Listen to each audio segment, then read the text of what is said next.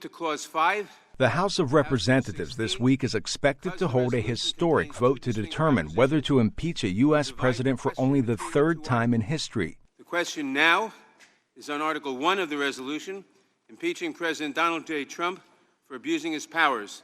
The clerk will call the roll. Mr. Nadler? Aye. Mr. Nadler votes aye. Ms. Lofgren? The House Judiciary Committee approved 2 articles of impeachment: obstruction of Congress and abuse of power on 2 party-line votes.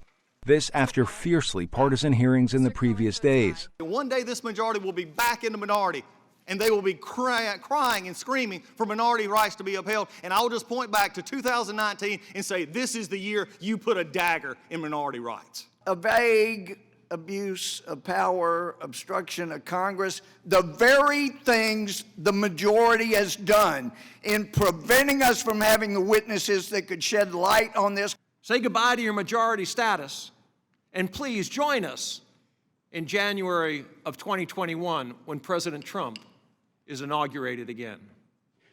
Sunday morning, ahead of expected floor votes this week, House Judiciary Chairman Jerry Nadler defended the committee's vote. This president sought foreign interference in the 2016 election. He is openly seeking foreign interference in the 2020 election, and he poses a continuing threat to our national security. Do we have a constitutional democracy, or do we have a monarchy where the president is unaccountable? That's what's at stake here.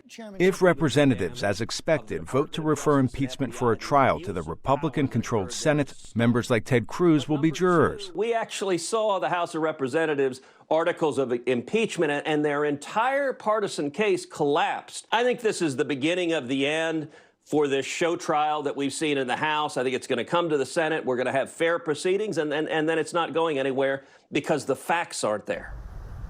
2 prominent senators openly said this week they will vote to acquit without ever hearing the case, prompting some to raise doubts about the fairness of the process.